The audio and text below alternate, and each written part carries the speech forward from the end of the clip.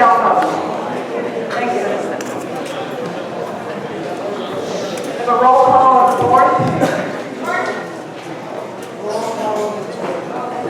DJ Mullinex, President, District 9. President Goodall, District 1. Joe Lee, Vice President, District 5. John Jennings, District 4. Bruce Derrick, District 2.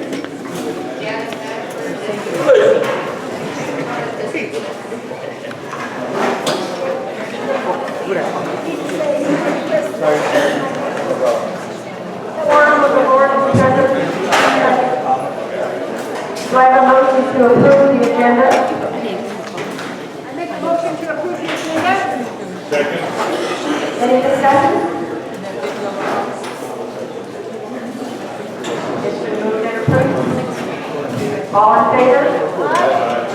Motion carries. Any roll? Any against? No, okay. I would like to thank our guests in advance for attending tonight and addressing the issues presented by the Emergency Access Road Committee. I now turn the meeting over to the committee chair, Jerry Carr.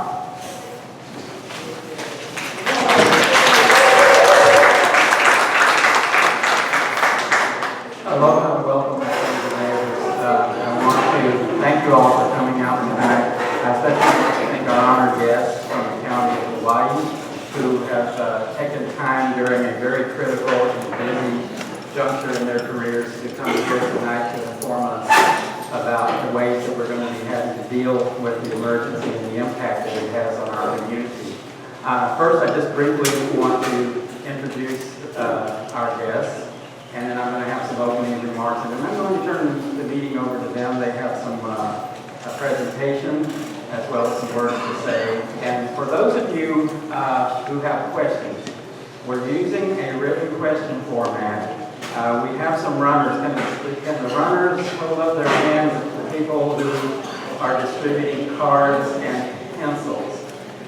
If you haven't already been given a pencil and an index card for your question, let us know. We've got a couple of guys here. Stick your hand up and wave it, and we'll get it to you. If the question occurs to you as we go along, they will still be watching to see if you have questions. And the way we're going to handle this is the questions will be forwarded and grouped here according to which person here at the table is best able to answer your question or expertise in this area of knowledge. So I know that's a little bit unusual format for us, but that's the one we're using because our friends from the county are accustomed to doing that. So with that in mind, I want to introduce our honored guests. First of all, we have the Honorable Billy Kinoy, Mayor of the County of Hawaii.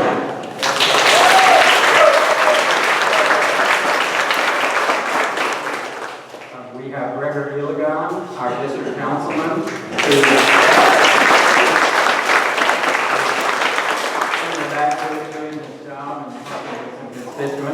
I want to personally thank Gregor for facilitating some valuable contacts. He has stepped forward in this and has made himself very useful to our committee. I really appreciate it. Next we have Mr. Warren Lee, Director of the Department of Public Works.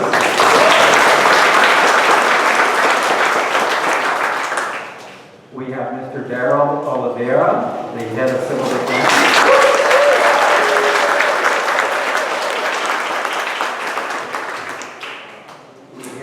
Two representatives of the Hawaii County Police. We have a Deputy Chief Paul Ferreira and our Puna District Captain, Officer Captain Samuel Delson.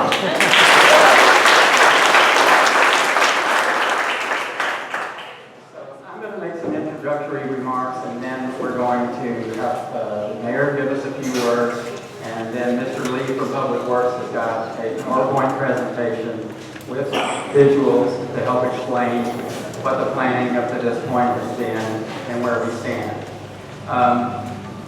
This is a really difficult time for the entire Puna community. We in HPP are going to be dealing, if the highway is cut, we're going to be dealing with a real difficult situation relative to our roads. We're going to be impacted. Some of us are going to be more impacted than others. It's going to take patience and a lot of effort on everyone's part in order to make this work with the least amount of disruption as possible. I want to let you all know that we have already entered into conversations with Mr. Lee and the Department of Public Works. I want you to know that they have both been forthcoming with information and have been receptive to our input and our suggestions and our needs. This has been a two-way process, and you all need to know that they have been an interactive process. You also need to know that it is a continuing process. Plans are developing. We're going to try to answer your questions, or these gentlemen are going to try to answer your questions the best they can. I need to be frank and honest and tell you that some questions may not have answers at this time.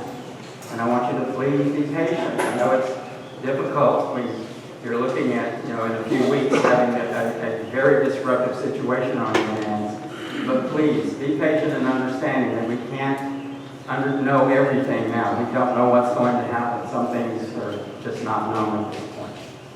Another thing is when we stop and think about what this process of forming a committee has been, and I need to let you know that we have a broad-based group of volunteers on this committee. I'm just going to list their names for you because I think each and every one of them deserves recognition. We have Janice Ashford, who is a member of the board, who volunteered for this committee. We have Leilani Brown-Secrelli, who volunteered. Board member June Conan. Board member Bruce Derrick is on the committee. Ron Haskins, general member, who's in the back there by the table. Board member Joe Maynard.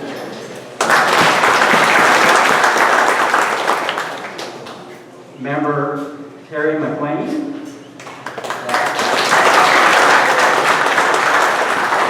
And Mylan Stillwell. I want to thank all of them who made contributions in their own important ways. And I want to make one last remark before I turn this over to our honored guest. When we stop and think about the impact on our community, and when we think, and before we let ourselves get upset about the disruption that this is going to bring into our lives, before we let ourselves possibly get angry because your ideas about how this needs to be handled might not be the ones that are enacted, stop and put yourself in the position of someone in Pahoa Village who has this thing coming straight at them, who doesn't know if they're going to have a home in 2 weeks, who doesn't know if they're going to have a business in 2 weeks or a livelihood. Before you let yourself, get too upset, stop and think about that. And then one last thing I want to tell you, in all the conversations I've had with everyone in this community and people who have come out of the woodwork and been helpful, and people who have been cautious or even sometimes suspicious about things, not one person has said we should turn our backs on our friends and neighbors outside of HPP.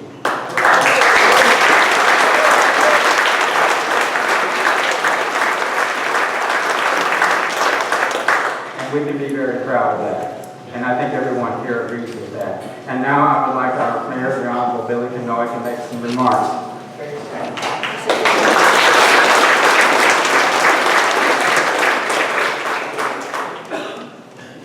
That's about covered it, Jerry. Great overview. I kept listening, going, yeah, that's what I was going to say. So I'm on board already. Couple things, though. I just want to reiterate a couple things. One, thank you. Paradise Park Association board members for inviting us, the county, to come and address the community. We were talking outside with a couple people. That's the purpose of moving our emergency operations center to Pahoa Community Center. We also have representatives from all of our county agencies daily at the Pahoa Community Center to answer as much questions as we possibly can. Give out as accurate as information as we possibly can. because the more information we have, the more time we exchange important, relevant information, the better decisions we can all collectively make as a community. I'll let the really smart guys up here talk, but I just want to say this. I'm so very proud to work with such professionals. Our police department, Commander Gelsma out here at Puna, Captain, Deputy Chief Ferreira, Darryl Oliveira, Warren Lee. These guys are working day and night, all day, all night, trying to think of every possible scenario, trying to come up with every option and alternative that will minimize as much as possible impact on our families in Lower Puna. There's a couple just real brief strategic priorities. What we need to do very simply, first and foremost, Puna, is a couple things.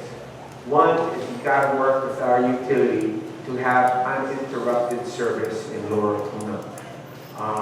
We need to work with our carriers and our communication providers to make sure we have uninterrupted communication. And we have to work diligently to provide access into Lower Puna regardless of what happens. We can maintain access, maintain communication, and maintain electrical power to our community, to our families.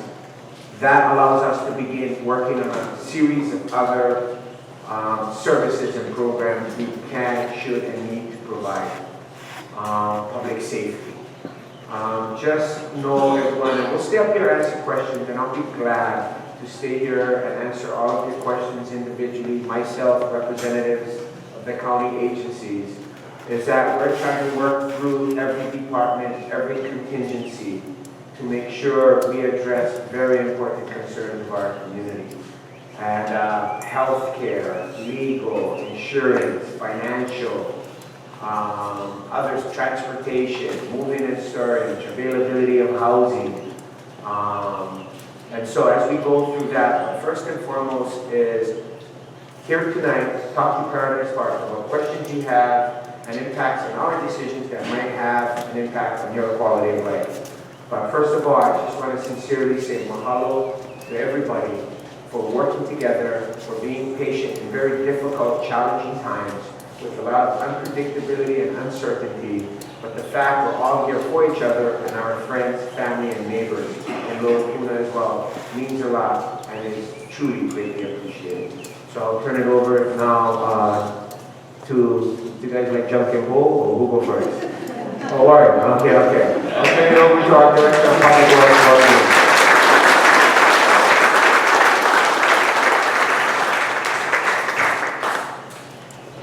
Thank you, Mr. Mayor. And aloha. The past month and a half or so has been really interesting. Needless to say, and I'm going to stand here so you can see the PowerPoint. But when you drive around, you see those bumper stickers that says live aloha, live aloha. But after you sell, and now with the June 27th lava flow, and seeing what's happened in Lower Puna, it's not live aloha, it's also live aloha. But briefly, what we have today, and I want to give you information overload, so I also have members of the DPW staff here this evening. Brandon Gonzalez, who's the Deputy Director. Brandon. Also, Aaron Takaba. Aaron is sitting in as the Chief of the Traffic Division. Our Chief Engineer, Ben Ishii. And our Project Information and Education Specialist, PIES, Noelani Livingston. I know you have questions about the bus routes and everything, so we asked him if he could come tonight also. So what I have is the PowerPoint presentation, maybe more than you want to see, so some of this we'll go through real briefly. Also we have the notepads here, so if you got any questions, you can ask and we'll record it. Also, we have passed out slips, so you may want to write your questions down. And then we'll collect those and we'll answer them. If we don't have answers, we'll get answers and reply. So your contact information on that is very important. So starting off with our general map here for the proposed alternate route. About June 27th, the lava flows around here someplace. As of today, it's I think it's around here. So the projection is that it's either going at where the Malama Market is, or it could go 3/4 of a mile south, which would take it through the whole village. So from June 27th, we've narrowed down 5 scenarios to basically 2 scenarios. One is if Highway 130 is cut here, which would be north of Malama Market or through Pahoa Town. Then the question would be, what would happen after it passes Highway 130? It could go all the way to the beach, to the coast, or it could cut through the village, come down through here, possibly cut Kahakai, and go down to the coast. So that's the scenarios that we're working with right now, and develop, alternate routes. And this would be alternate routes in different stages. Depends on what happens 5 days from now, 10 days from now, 12 days from now, and 20 days from now. So let me go back one. Okay. This is what the data that we're working with, besides the potential locations of the cut with the Highway 130. This is a traffic count that was done in 2012. And basically what it shows is that right around here, after Kahakai, you're about 11,300 vehicles per day. Just between here, it drops down to about 7,800 vehicles per day.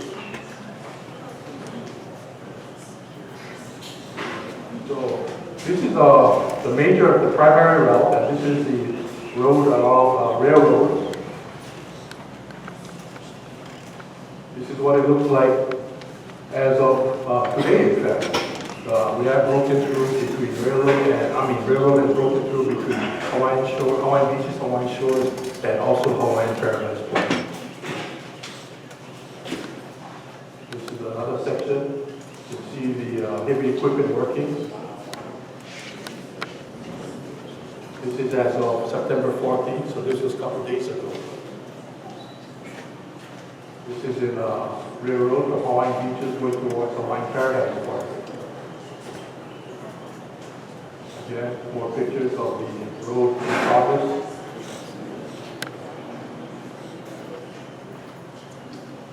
That's that area. Let's see, what does it look like on the Hawaiian Shore side of the railroad or on the south side? This is what it looks like looking at it from Kahakai looking south. Breaking through. Fortunately, we see a lot of loose material here. So it's been a matter of loose material and solid rock, blue rock that we've been working with. That's that area here.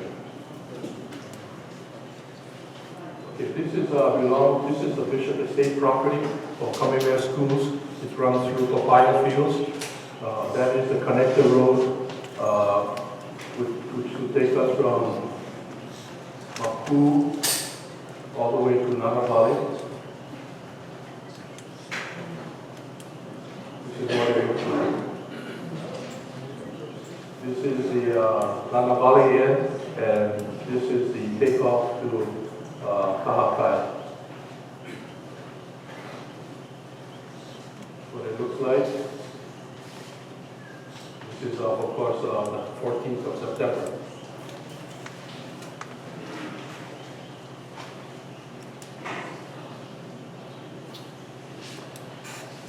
That's the Kamehameha Schools area. Okay. Again, we're talking about 2 primary routes. This will be the primary route. This is what we call the railroad connection with the 2 lanes compacted gravel. And the primary route, if the Highway 130 is cut here, would be through Nana Valley on Pihal, down to the Kamehameha Schools property, picking up railroad, crossing Hawaiian shores, Hawaiian beaches, coming up to Maku, and Maku would be the primary route to get to 130. Now, if the road is, highway is cut at the village, but not yet hitting the bypass, then the route would be from through Nana Valley, through Kamehameha Schools, along railroad, and up to Kahakai, and then along 130 back to Hilo. This is the beach road. Basically, it's a 10-foot county right-of-way road. This is what it looks like as of yesterday. What we're trying to do is there are a number of archaeological features, walls, enclosures. There are also EV or burials. So basically, we're trying to stay away from affecting any of the key archaeological features, and certainly the EV. So again, this is the alternate route scenario.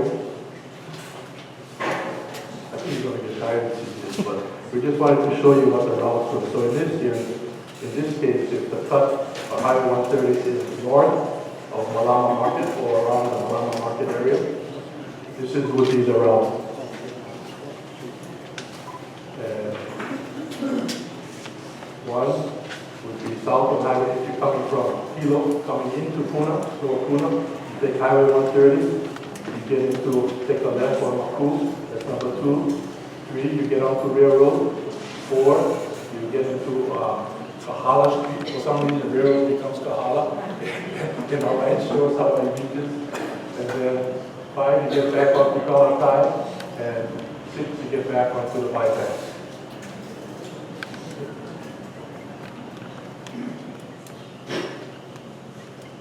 So, reverse, if you're going from Puna to Hilo, you just go the opposite way. 1, 2, 8 becomes 1, 1 becomes 8. Of what I just showed you. Okay. So here's another one. If it's north of Kahakai, let's see, this is a beach road option. I don't expect too many people to use the beach road if Railroad Avenue is available. Why go through a 1-lane when you got a 2-lane compacted dirt road? And that's from Puna to Hilo. And again, this one now is Hilo to Puna, and you can see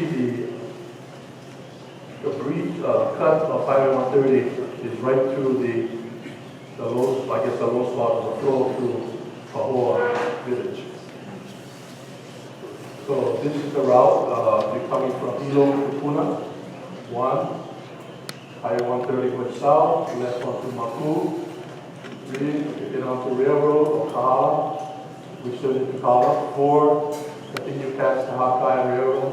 5, you get onto Tehau, which comes through Nana Valley, that's through the Kamehameha Schools property. Get right onto Nana Valley, and then you're back into the Pahoa Highway 132.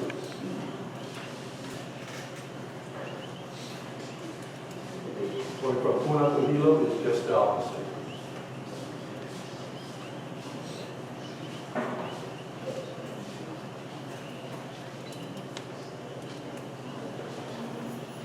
Okay. Railroad option scenario 2, south of Kahakai. And also Highway 130 coming from Puna to Hilo.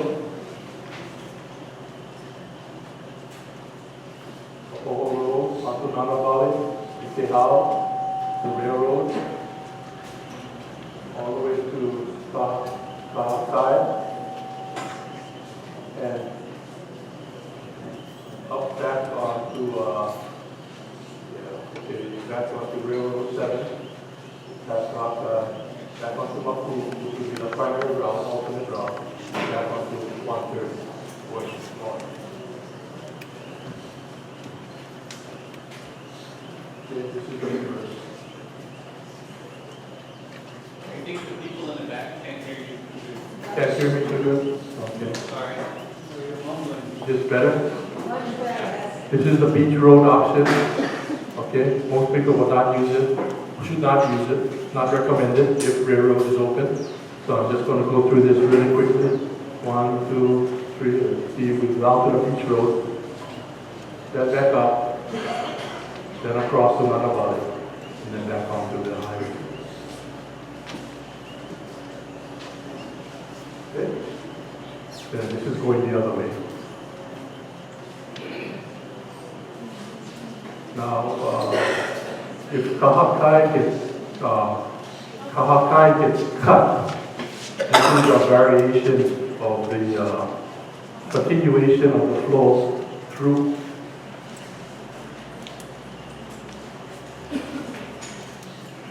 Bahoa Village and veers north.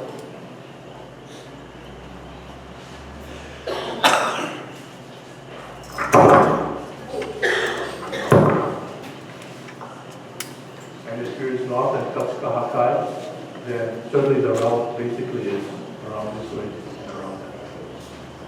So simple, rather than pressing all over.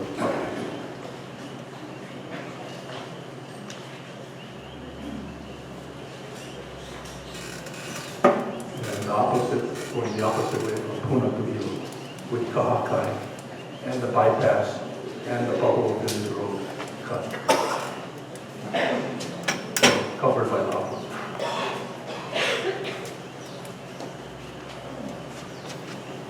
Sir, do you have any of these available on a website anywhere? Not yet, not yet. That's why we're showing you the different scenarios. When we have a better determination where it's at, we will post it on the website with specific instructions and route recommendations. Okay, this is the beach road option, Hilo to Puna. Just follow the numbers. Okay. Then Puna to Hilo, follow the numbers, reverse. It's like dancing, and you go on and come on. This is our preliminary traffic control plan that we came up with, subject to, some feedback. And you guys you folks live here in Hawaiian Paradise Park. You know what the local conditions are. We have people that live here also, but we've asked them what the local conditions are. But we certainly want to make sure that we optimize the flow. And if there is something like, let's say, I pointed out earlier, 7,000 vehicles per day. Maybe we won't have 7,000 vehicles per day. Maybe there'll be less because some people will elect to not travel every day or move in with their mother or their parents. Some people told me. So certainly the counts would go down, the counts would be high. So the primary route to get out of Lower Puna would be somewhere around Nanavali, Railroad Avenue, Kahakai, depending where the road is ever, or up to Maku, and those are the primary alternate routes. So our goal is to keep all the traffic, the additional traffic, if not most of it, on the main routes. And there will be signage. This is what it looks like. This is what happens when you turn to an engineer and say, they give you a traffic control plan. This is what they do.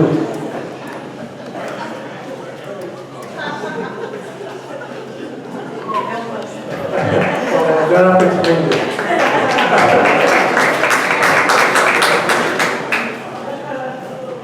We got to be careful. I saw Peter here earlier, Peter Noyes, and he works. He's a traffic signs and marking supervisor. So he's the one that got to do all this work that Aaron said we're going to do, and maybe more. So this is the schematic of what would happen. Basically, you got signage, detour signs, speed limit signs, be careful signs, any kind of signs, a lot of signs. And this is just for a different route. The one I showed you previously was for another route, but you got the bases covered at this point.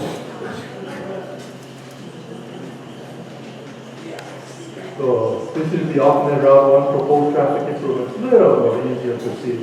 Again, this is the primary route, which is shown in red and green here. The alternate route, the green is through Nanavali. The red, on the, right next to the green, is through Kahakai Boulevard. And this is what we would be using, the type of equipment we have on hand. Warning, message boards. So let's say that the flow is so many feet, or so many yards, or so many days estimated by civil defense, and civil defense will tell us, hey, put up the message boards. And it wouldn't necessarily be this message, but this is the message, type of message boards that we located at key locations. Yeah.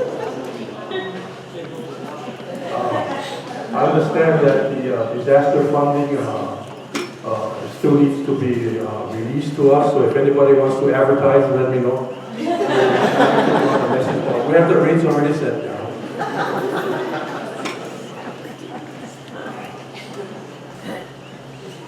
Also, what we're looking at is this is the Maku bypass road intersection with Highway 130. This is the type of improvements that we're looking at right now that's been recommended. Install reflective pavement striping at the intersection, median stop arrow, pavement areas, right turn items, edge of pavement. And Peter's going to do all of this. Peter and his crew, right? What we're also looking at, considering, we haven't finalized this yet, but I just shared this thought with you because the idea is to have continuity of flow as best as possible. We don't want cars backing up unnecessarily. We don't want people, going through the subdivisions. Stay on the main road, stay on the alternate road, alternate route. So we're working with the state, and usually the traffic count, but it does say that if the highway is cut back here, there's not going to be much flow going towards Hilo. It's only going to come from Ainaloa. And we're going to start taking some traffic counts very shortly, maybe in a day or so, to see what is the true Ainaloa traffic that will hit 130. So along those lines, in order to make things flow smoothly on the light, which will be automatic light, we are going to evaluate how do we make this intersection a little more maybe user-friendly under this scenario, the cut scenario.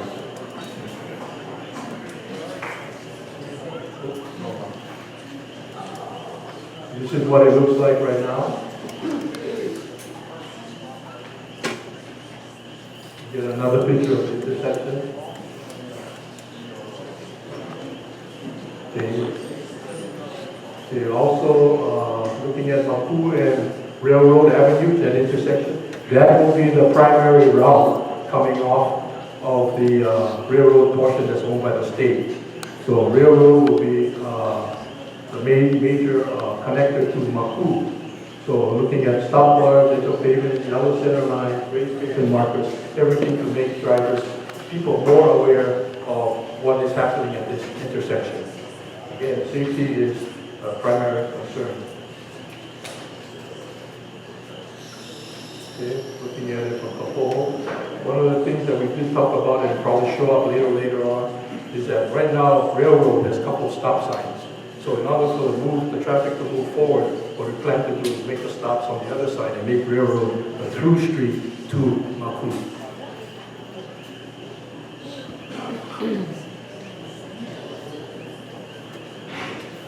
And I've been told, guaranteed, the buses can make the turn.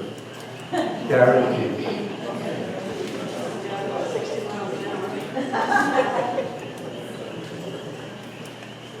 This is the type of signage we will be using. We can advertise on these too, right?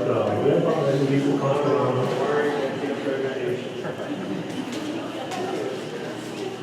Again, that's what I just talked about. The engineering speak, they call it reverse the stop signs along Railroad Avenue in Hawaiian Paradise Club. I just said let's make railroad a through street, all the way through road, all the way to Mapu.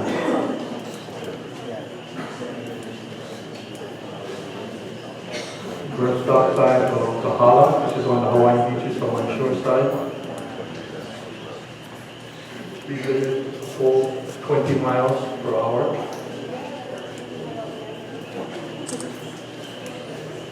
This is the type of traffic control devices we would use. These are what we call barricades and reflective cones.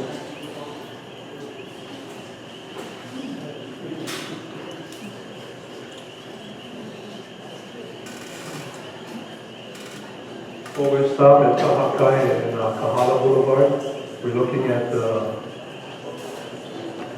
stop signs right now. And we also have, we're looking into portable traffic signals that go red, yellow, green.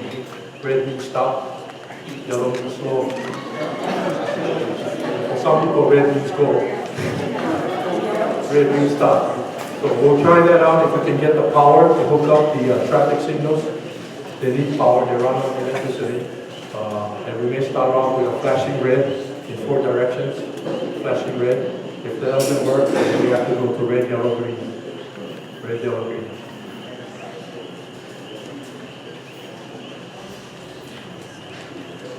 Okay. This is alternate route number 2, Mapu to Nana Valley. Again, pretty much the same thing. Traffic signals, traffic control, message boards, detour signs, etc. I won't go through this in detail because it's basically the same thing, just a different route and different locations of the traffic control devices. Reflective pavement, valley, stop loss, right turn lines, edge of pavement, double lines, double yellow line, etc. Signs, safe traffic, 20 miles, barricades, traffic control devices, codes. And that's a thank you.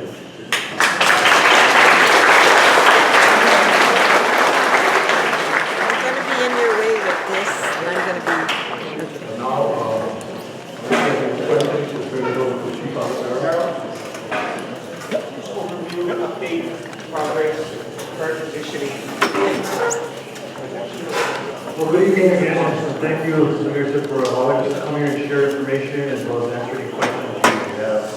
This is a brief overview as far as the current eruption activity. Before I say, I want to recognize our partners from HBO in the back, Steve Brennan and his team back there.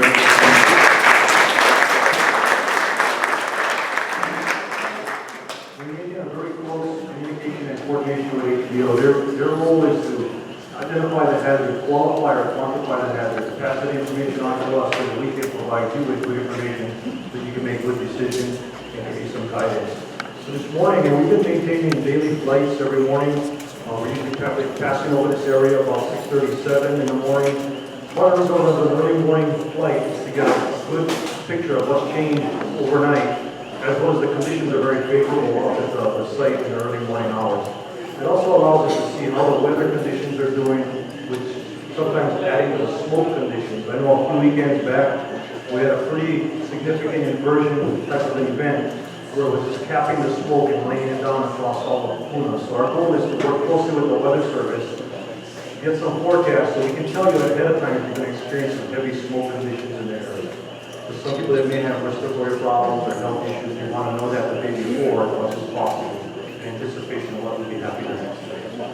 So we get up early in the morning. It also is an opportunity to see with the evening, if there's been rain or any condensation, any evidence that the flow might be moving within cracks and subsurface. Because as it moves through a cracked system, it creates these steam plumes that come up. And we share this information with the team at HBO so they can make, again, better decisions of what activity or what the flow has been doing over the last 24 hours. This morning, as we got up there, one of the first things we noticed, the flow is still on a northeasterly, a little more easterly track. We thought it would be out of the forest by this morning because it was so close yesterday, but it's still within a forest vegetation. There is no brush fire threat. I know for many of you that have lived in this community for years have experienced the impact of brush fires. That's a big concern for you. We'll make sure that if there's any threat with the wildfire, you're notified in advance. And we've been very fortunate. It's been green, it's been raining. So there's really no brush fire threat at this time. We're working closely with the fire department and the Division of Forestry. If they need to take any proactive measures, such as putting in fire breaks or something else, they'll be doing that if that fire threat becomes evident. Well, the flow moved about 350 yards since yesterday. a very narrow finger. If you can picture a finger of black lava moving down, and again, it's crusted over on the surface. What's glowing or what's burning is only what's on the leading edge that's touching the vegetation. It's probably about 100 yards or less wide. It's very narrow, but it is moving in that northeasterly direction. And as Warren pointed out on his map, some of the probable tracks it could take, which is right through either by the transfer station and go off right around the Malone Market, as well as maybe even further south into the village. As each day goes by, HPO is going to be in a better position to say with more certainty what's that route going to be. The flow is influenced really well by the slightest topographical changes and features out there. So as it moves along, it makes it easier for them to, with some more certainty, say this is where it's going to go. And our goal is to give anyone that's downslope or downstream from the flow as much warning and notice as possible so they can do the evacuation safely and in a reasonable time. So it's not a rushed event. Lessons that we learned with like the residents in Kobe, I really always got to say thank you to them because it's been such a patient subdivision. First faced with the threat, and now it's still maintaining the restricted access because of the smoke condition as well as the possibility that we could have a breakout. And it's been very difficult for them. One of the things we've shared with you at other meetings, and I'll share again tonight, this is going to be a very frustrating process going forward. There's no doubt about it because of the uncertainty. It could change direction tomorrow, it could slow down. So again, there's going to be a lot of variables that we can't give you, again, a real definite picture. I will frustrate you with some of the things we'll say. I'm sure things become more definite what's going to happen.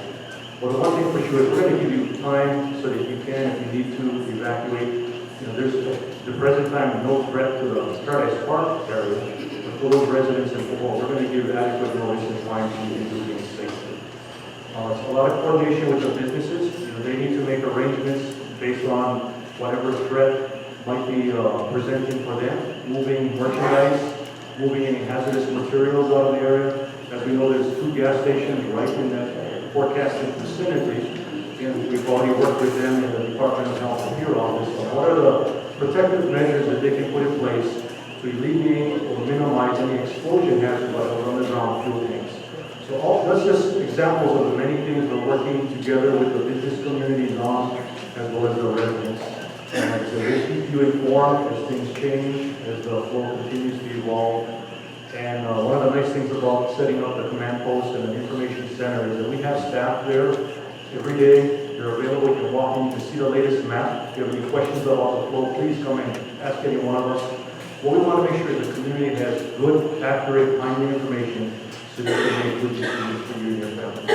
And our goal is to keep everyone safe. And as the mayor said, we've identified some mission priorities, which is access, power, water, communications, coordination with the schools, the DOE system, how they're going to adjust or modify things to accommodate the students, keep the students safe and faculty safe, but continue to provide quality education for the students, as well as access to health care.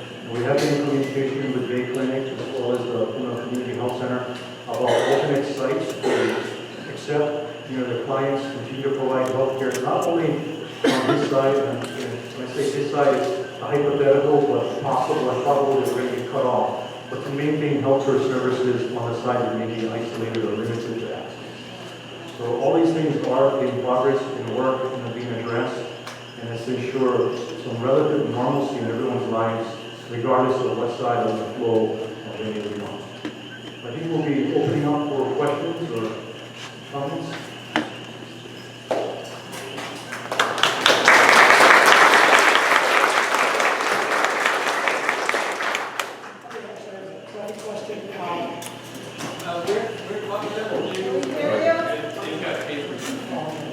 What we're going to do with the questions this evening is use a little bit different format. We have been accepting written submissions, and we're trying to group them and organize them so that everyone's question gets answered and we don't have a lot of duplicate questions. So anyone who has not already had the opportunity, we still have runners available. Let us know, and we'll get somebody to you with a pencil and paper.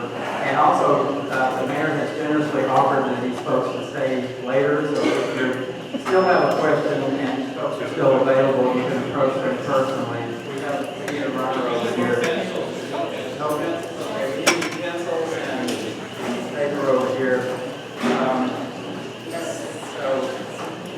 start with public works related questions, because that's okay, if that's what we've got. There has been a lot of discussion about barricades along Makubu. That in our initial discussions, the subject did come up that we would be barricading some of the, or possibly all of the side streets, depending on conditions as they evolve. This has been the single biggest in terms of feedback we've had from the community concern, particularly among people who live on the dead ends of Makubu, in terms of how that's going to possibly isolate them. So some of the questions we have here are, if I'm on the dead end of Makubu, will I be allowed to cross? Will there be some way for me to get across barricades? If there are barricades, will they be staffed? Are they going to effectively create cul-de-sacs on the other side of Makubu? Again, multiple times we have people who are concerned about getting access to other parts of HPP from one side to the other if barricades are in place. Can you address the whole subject of barricades, please, Warren? Well, it's more than one question. Yes. Barricades. Okay. First of all, when you talk about barricading any portion of the streets into Makubu, if it's not a true street, then we shouldn't barricade. Nobody should barricade that. And I understand, I think the question is, will there be a lot of traffic not taking Makubu, but taking other Malka connected roads like Paradise and Shaw? I understand that happens now with people bypassing due to the heavy traffic on 30. So when we discussed it earlier at your subcommittee meeting, I said we do have barricades, especially the type, which is the little sawhorse and the poles. And I guess a question came up about something a little more, you guys wanted to see something a little more substantial. We don't really have those big barricades.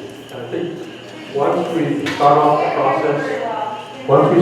the process about if the road needs to be open, the alternate route, again, we want to stress that the alternate route, the primary route is up Makubu and down Makubu. One concern about barricades, if we put in a barricade, if there is a bus that stops, people may want to go into the, I shouldn't say the bus stop, but if there's an accident, you need to use the alternate access to get up or down to the Highway 130 to railroad. So I think that's still something we should be looking at. But right now, I would say that let's stress making sure that Makubu is the primary alternate route, and we plan to have the signage to make sure that that is communicated very well. I think that one of the concerns that is expressed in these questions about this is not just the question of access, but we all know that in the real world, people don't always pay attention to signs. People don't always, do indicators. This is where we want to work with you to try to come up with as many ideas as we can, and we need to discuss this some more and try to develop some better ideas to try to keep it focused, to still have access. In a perfect world, we would be able to have access and focus of the traffic and keep it where we want it to be. And this is one of the trickiest things that remain to be worked out. I wish I had an answer here. I wish that Warren had an answer for all of these questions about that, but it's an ongoing process. Thank you. Amen.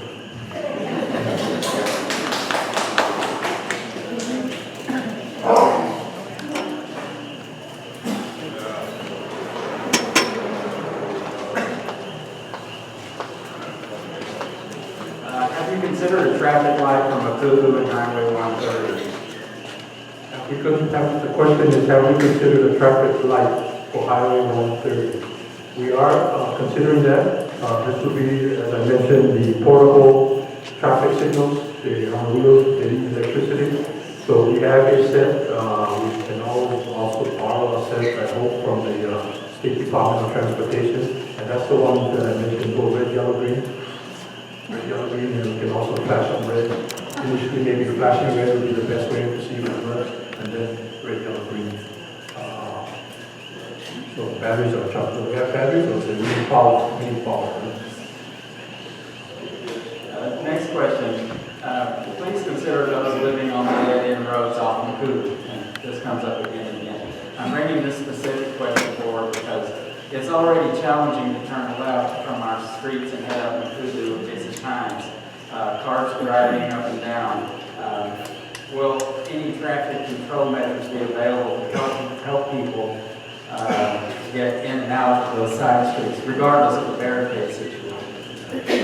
One of the signs that I'm thinking of putting up is live alone.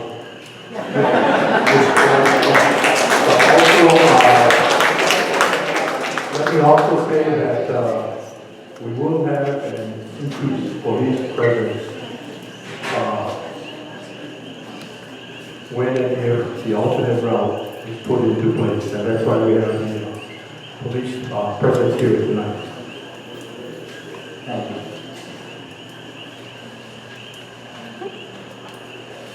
Have any studies been done to estimate travel times and potential backups at a 20-mile-per-hour speed limit on the alternate routes? Very good question. I don't think we did a study, but I should definitely look at the bus routes and revise the schedules. Tiffany, would you be able to answer that in general terms? Pass them off. You know, I'm going to be expert. We're throwing me under my own bus.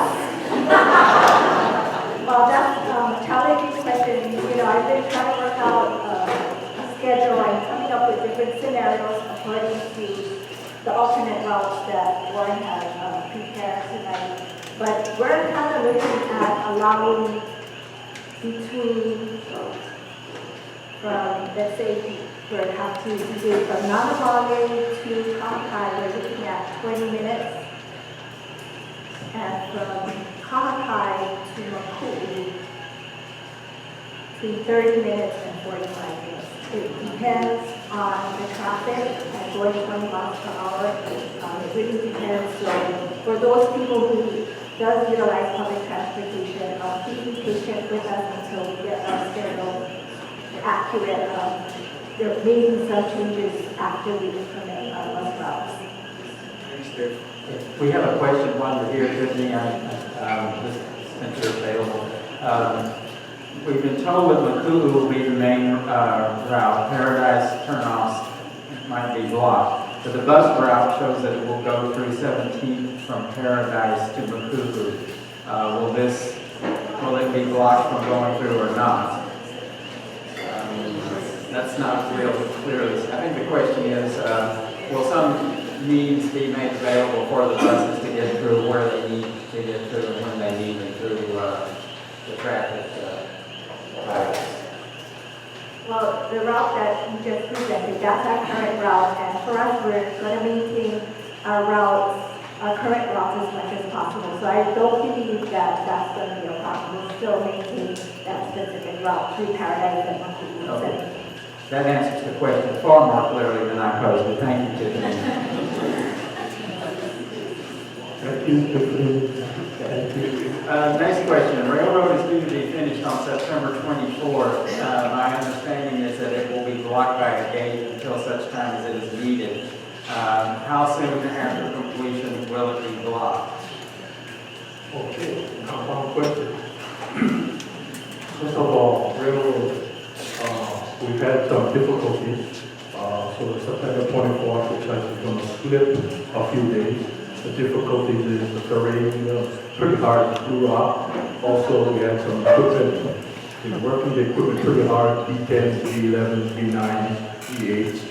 Almost every one of those have had some mechanical failure, except County B8. County B8 since we started the project, but we have had equipment breakdown. So it looks like it will probably be about Wednesday of next week that will be done. When the emergency access is open, will be called on the mayor and the civil defense. What kind of gate will it be? What kind of gate? Initially, it's going to be rock gates.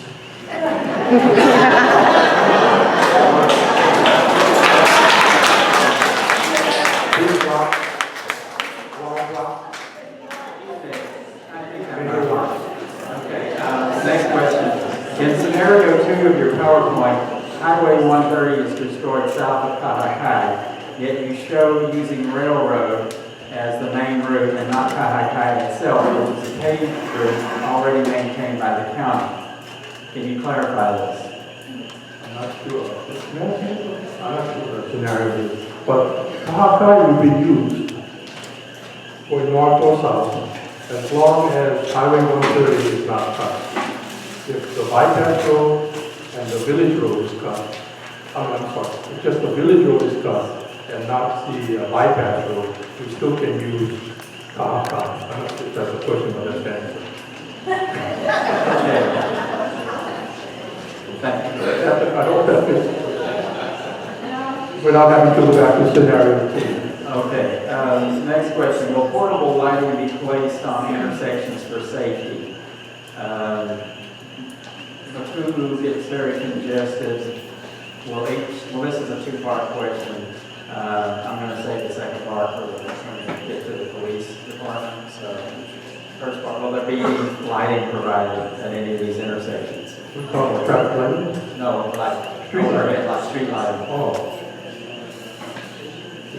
Usually, yeah, you don't have any lights now? Oh my goodness.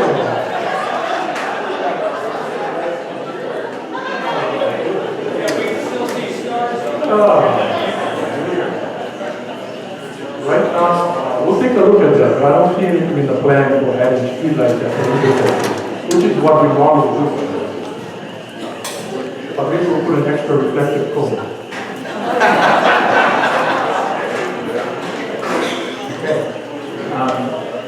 I just want to take a short interjection here.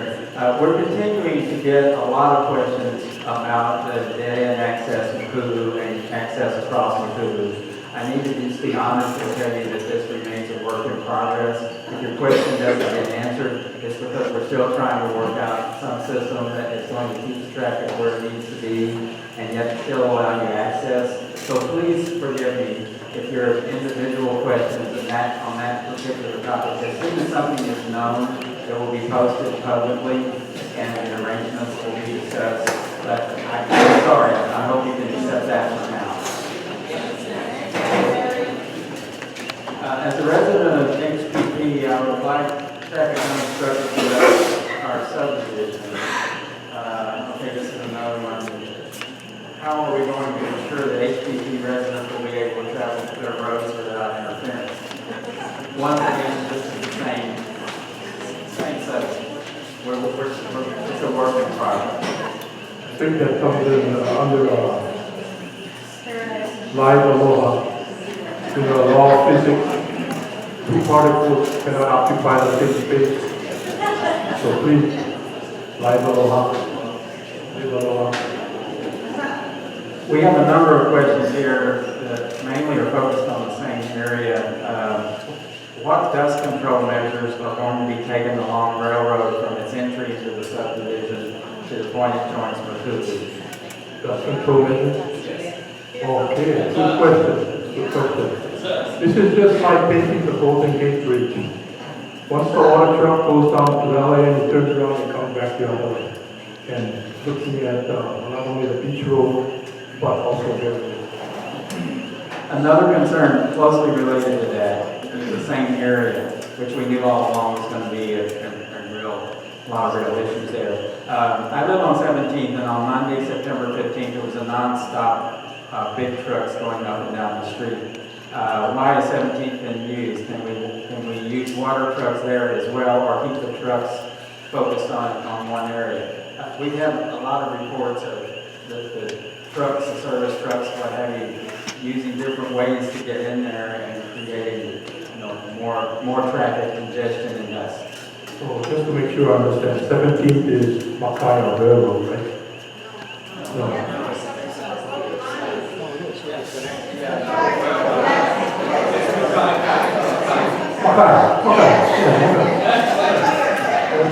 So railroad is like this, and crooked road is like this, the 17th.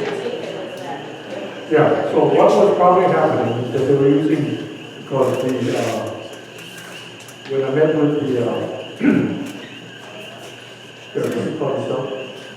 Jerry and his gang last week, they said that make sure that part of railroad and part of railroad and within HPP is not forgotten. So we started to do the trimming and we started to put down the base course. So that's why the trucks were using probably the other 17th, I guess.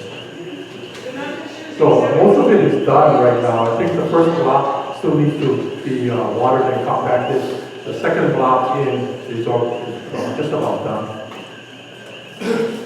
We have several people who asked about speed bumps for Beach Road at the south end, as well as some other locations. The main focus seems to be people concerned about speeding on the beach, people coming from the subdivision. And 17th. Oh, and 17th as well. So we have, Everybody wants speed on. let's focus right now just on the two places where the emergency routes are coming in to the subdivision. We can Traffic calming, that's a concept I picked up in Scotland. They call it traffic calming over there. I think once you get traffic on, especially beach roads, a lot of places it's only 10 feet wide, some places it's 15 feet wide. When you start to get traffic on two ways, I think, again, the law of physics would hopefully apply that two particles don't want to occupy the same space, and they will slow down. But we'll also make sure that we've got adequate signage. And speed humps usually as last resort. Hopefully people will obey the speed limit and be kind, courteous, and live alone. But certainly it's not out of the realm. I'm not going to say we are going to put in speed humps, but that is a traffic calming device during this. Thank you. Next question is a little bit different tack here. If this emergency alternate route continues for some time, months or years, who decides what is good or better condition for our roadway? If the flow eventually stops, well, that's the second part. Go ahead. The first thing is, we have received an insurance. I can answer part of this if you don't mind. We received an insurance that not only will be maintained for the duration of this, but that it will be returned to us in as good or better condition. So I just need what's the process as far as determining this.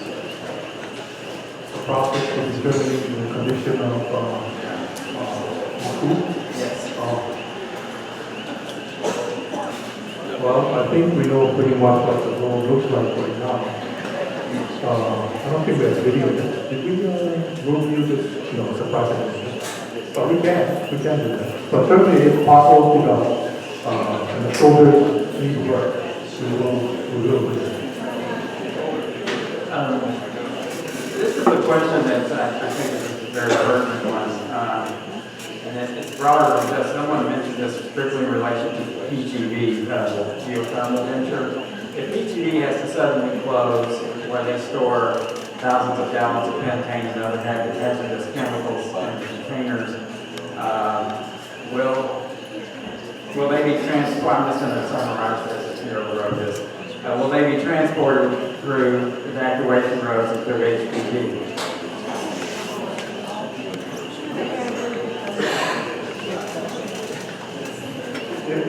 Did I make that clearly? Yes. If there's any threat to the PGD plant from the eruption, which closed prior, and they would arrangements or solutions have been identified to how to move that fuel using the commercial truckers that are available in the community. It's possible that they will be using these same routes, but again, trying to move it at a time where it's not going to present additional hazards to the community is course, during rush hours, avoiding those types of times of travel to minimize the problems that they could encounter on the roadway. Next question is, we have three very closely related, so I'm going to lump them together. If the lava reaches the ocean eventually, is chain craters a viable option? And are we looking into that at this point? Mayor says yes. Governor says yes. Talking with them recently as today. Talking with them as recently as today about treatment craters in the event that the lava flow reaches the ocean.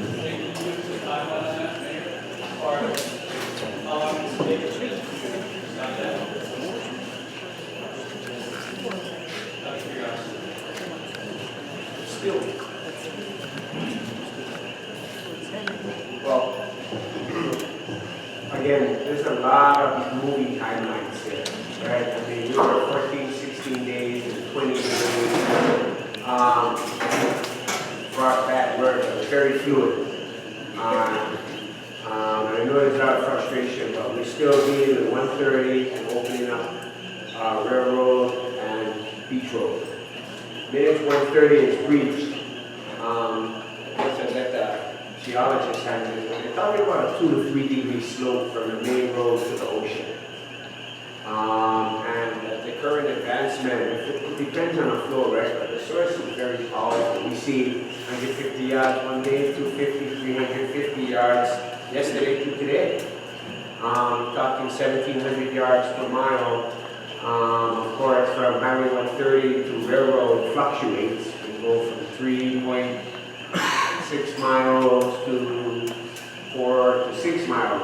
So it all depends directional and where it reaches. Once it reaches 130, we're going to start taking a position that it's just tiny before railroad and beach road at that point.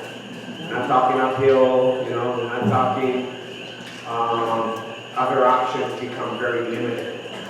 At that point, we'll be expediting an alternative route out of the We're working with the state, we're working with feds and national park, we're working with our congressional delegation.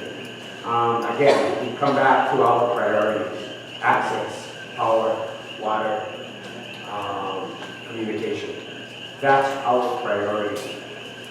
We'll move D9s, D8s, D10s, D11s, get on D12 there.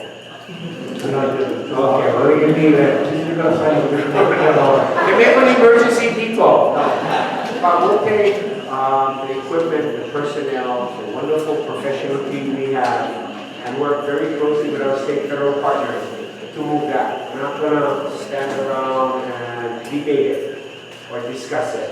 Right now, we're all working with our partners to collaboratively and cooperatively work this together. But certainly, we're talking 3 routes out of Oakuna if the current flow reaches 130. There is no 4th, 5th route. Railroad, beach road, chain of craters road. So that's our process.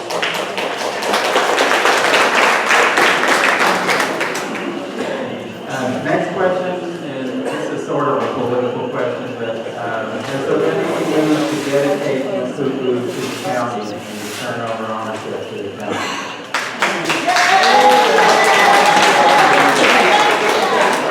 There is any move to dedicate a food to the council. I haven't heard of any. At this point, I will add, I haven't heard of any official moves in that direction. The next item is, will there be an alternate route for electricity if that gets cut along with 130?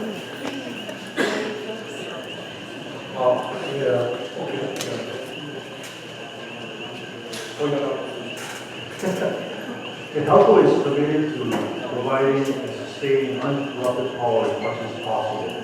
So solutions that they've been looking at include the running of poles to beach roads to then reconnect power on the high up to Hawaiian beaches on top. So they're working on, and then this is, Warren is identifying as many solutions and resolutions to this different scenarios. HPP is doing the same thing. This is water. This is the healthcare providers. Everyone is looking at every possible scenario and coming up with a solution that can be implemented timely like I said, try to provide as much normalcy as we can to the area as far as like. The next question, and we have had discussions with this, on this topic already, it's definitely worth discussing a little bit more. Does the disaster declaration allow for granting of immunity to HPP in the event of accidents on our roads, which would incur lawsuits or other accidents? Right now, based on the question that you raised on identification, we're having the attorneys at the council, they're looking at the proclamation that the governor signed and what comes with that emergency powers that based on the proclamation. And I think indemnification is in there, but we still need to get back to you on that. Yeah, indemnification is definitely on the table, and the legal department of the county will look into that. Thank you. I've seen this mentioned online and elsewhere. Has anyone considered a ferry boat system in case the law flows to the sea?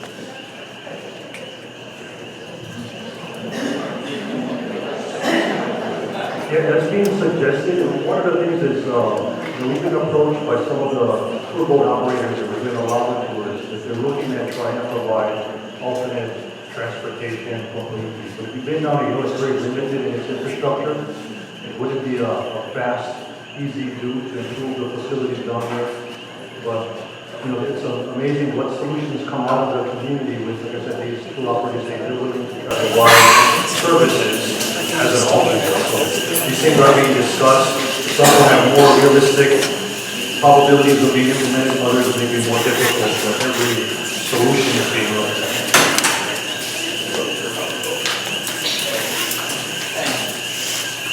We're going to give Mr. Lee a break for a second and let him cool off. And I have a couple of public safety related issues that we would like our police representatives to address.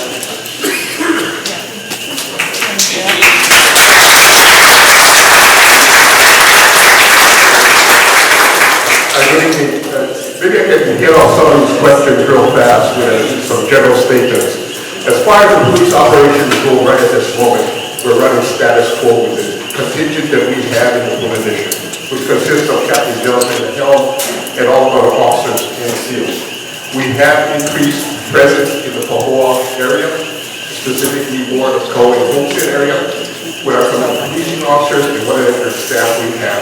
But for now, we're running a normal 8-hour, 24/7 shift. We have plans in place for any emergency. In the event the lava flow does reach Highway 130, or when it does reach Highway 130, we're ready to shift into an emergency mode, which will entail putting the district on 12-hour shifts, bringing our contingent from South Hilo, our support staff, the detectives out of our vice, criminal investigations, juvenile aid section, our community policing contingent, our administrative staff out here on a 12-hour shift basis, and then move forward in shifting South Hilo Patrol into a 24-hour shift so we can augment the security in Pahoa or in Puna.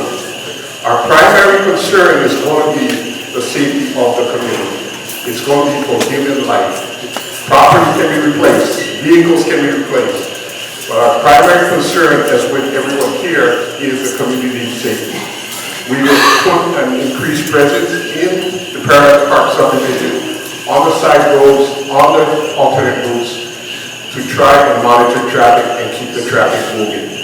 Our primary concern will be, again, traffic safety, not so much enforcement, going up, doing speed traps or anything of that nature to slow people down. I think with the presence, the vehicles will normally slow down automatically.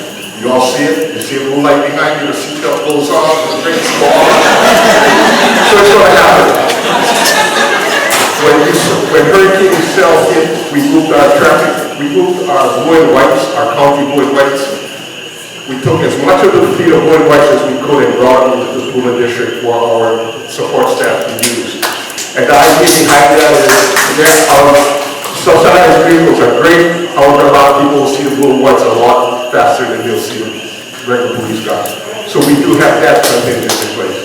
In the event the flow reaches Highway 130 and it cuts off Pahoa, we are prepared to move a contingent of officers into the Pahoa town area, set up an alternate substation. We've identified several locations where we can house our officers and respond from those locations. We also have officers in the affected area. We've identified those officers, and if need be, we will make them respond to emergencies from their homes.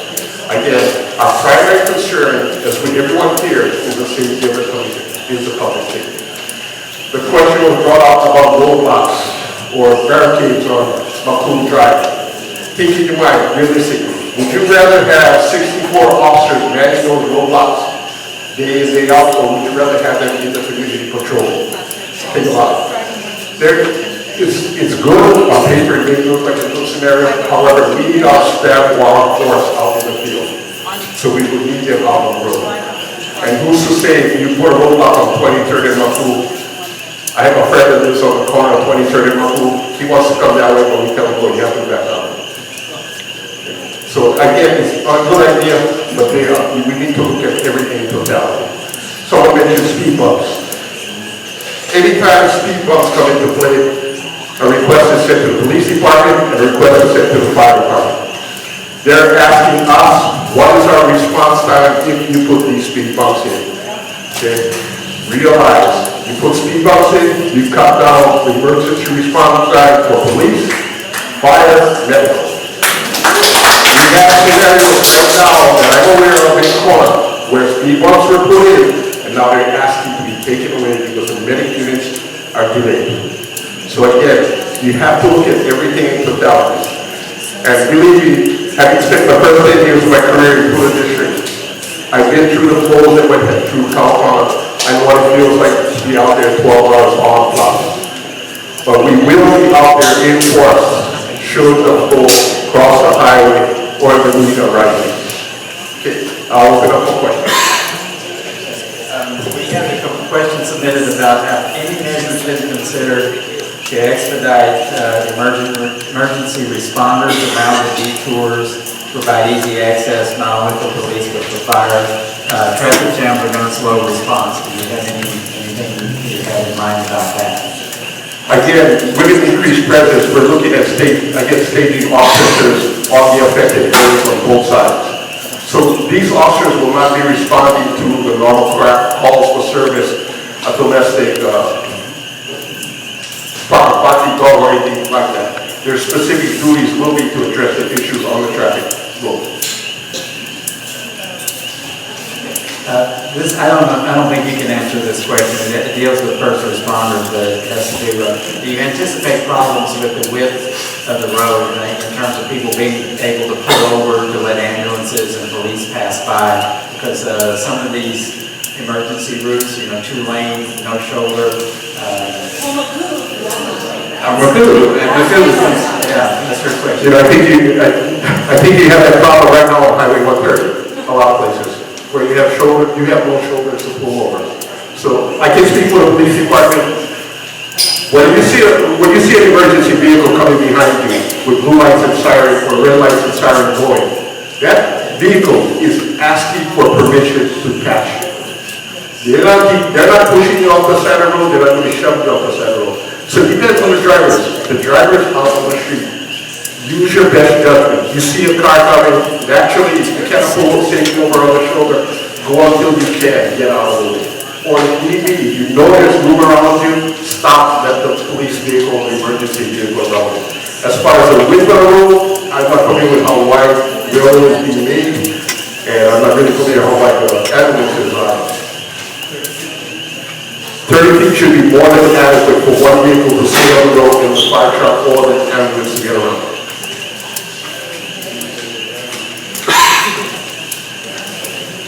Thank you. That's really all we have for you guys. So Thank you very much.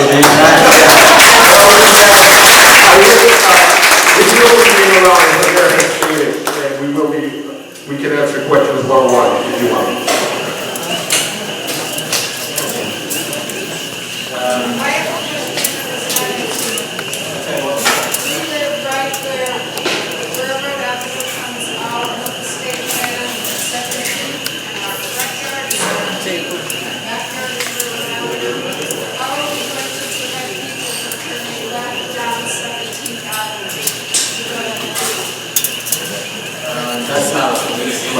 but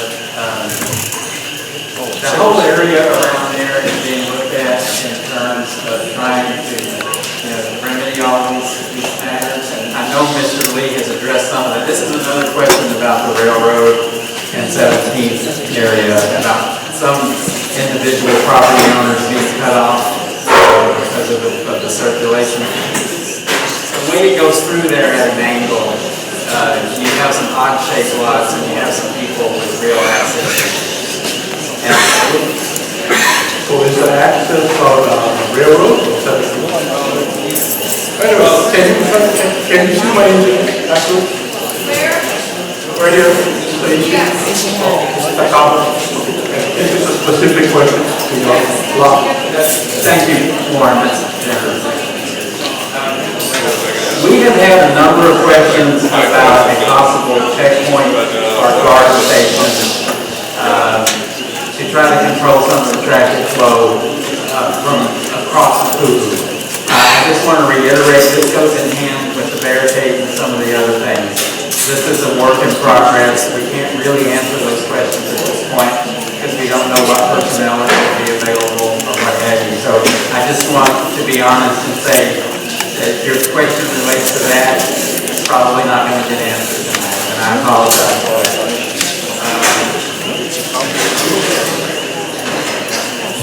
One question we had is there was mention of National Guard assistance in this picture. Does Mr. Olivera can help us with that one? With the mayor's proclamation as well as the governor's declaration, that opens the door for you to have access to request the guard services. We've already had preliminary discussions with the guard command on the line as well as the local command here. And that's to provide guard assistance with multiple different missions. The first being is to support the police with safety and security. So we've already had that informal request put in. I have assurances from the commanders that once I make that formal request, which will be done very timely prior to any impact, that they can have troops on the ground within 24 hours. And again, that's to support the safety and security mission of police. Thank you. I think that uniform presence will make a big difference. We appreciate that. Here's another one. Anyone that can answer this one. Plants for school kids who live on the Hilo side or the Pahoa side, vis-a-vis the lava flow. What measures are we going to be taking to get the kids where they need to be to get their education? Department of Education, again, the one thing that we don't do a good enough job is sharing with you the teamwork that takes place when there's an emergency. Every agency, county, federal, state, even private organizations come into the UC and contribute to the decisions being made to protect and serve the community. So it's everybody working together. DOE and even the charter schools are part of that process. So they've been engaged from the very get-go. They've been already identifying contingency plans, depending where the flow cuts off. How will we distribute the student body population to other campuses? Information may have already been going home via the students to the parents. If not, it is coming. But part of it is we're working with them to identify space and additional supplemental facilities as one scenario. If they need to move additional students from, let's say, Pahoa or Tunipoco to Gal and redistribute the students that way, they're going to need additional classroom spaces. So we already put in a request for portable structures to include even tents if need be to create additional classroom space. DOE is already identified, they would need approximately 20,000 square feet of additional classroom space. That's how detailed they've been in planning for this. So they have the contingency plan, they're getting the resources in anticipation of that happening. And the goal is to try to have the least impact on the student learning process and on the families as much as possible. Thank you very much. The next question I think has been answered in the press and everywhere, but it was submitted. I'm going to ask it. I'm going to summarize it. It's kind of long. Have any lava diversion measures been seriously considered to divert the lava from its current course? I think I know the answer to that. Well, a couple of things. Whenever the topic of diversion comes up, do include a discussion about the cultural sensitivity to eruptions and volcanic activity and our environment, respect for Mother Nature, and realize that mankind has tried numerous times to control Mother Nature, and in many cases we've made things worse. So it's learning some valuable lessons. But going back to just the eruption, questions as far as disrupting the source. You're welcome to verify with our partners at HBO, but it's unknown as far as where the plumbing actually comes off from that cauldron or that cistern up there. And if it's deep down enough, any type of impact or attempt to disrupt the source is not going to be effective. So we may not be able to change the outcome at the source. If you're talking about, anyway, modifying the tube system, again, then we don't know where that flow will go. If you can picture breaking a pipe or a hose and water coming out or liquid coming out, it's still going to flow downhill. And as Dr. Jim and his team have been very good about reminding us, everywhere in Pune is downhill from 200. So again, it's understanding those, and as well as when you look at where the flow is moving, the direction and where it's at, any attempt to push it along in another direction means we're pushing it into somebody else's backyard. So there's no way around affecting someone if we start to meddle with where this flow wants to go. Thank you.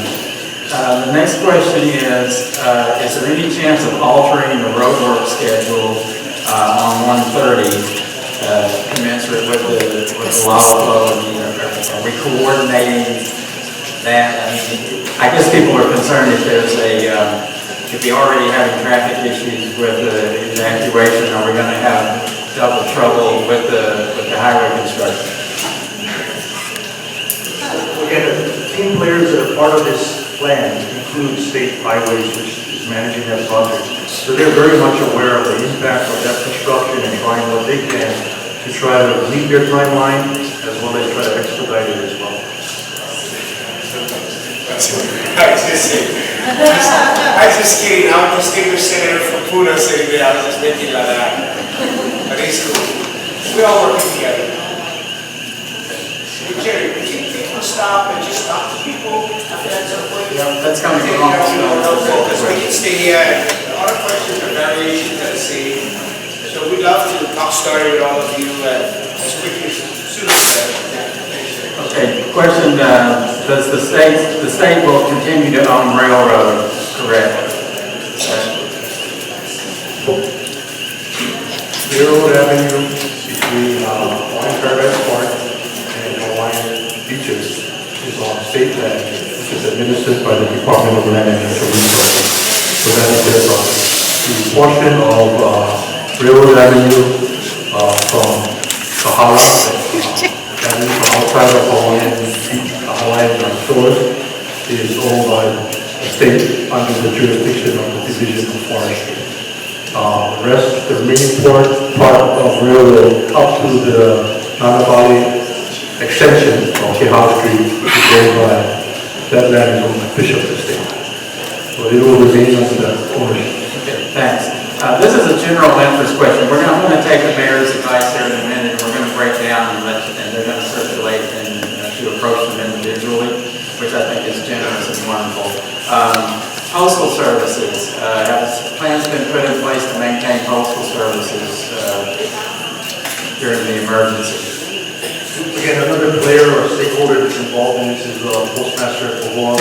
Their intent is as much as possible to minimize the disruption in the postal service. If there's any resources that they need to sustain, we will help them find those resources. Again, the value of everyone working together and having that declaration process, it opens the door for us to help other agencies with assistance to provide services to the community, whether it's portable structures, other types of resources that maybe we're not aware of, but they can access. They can route that request off the chain of command and state, and they can reach out to organizations that may have them. Thanks. And one last question for you, Warren. Will a temporary traffic light be installed at Railroad's intersection with Makubu?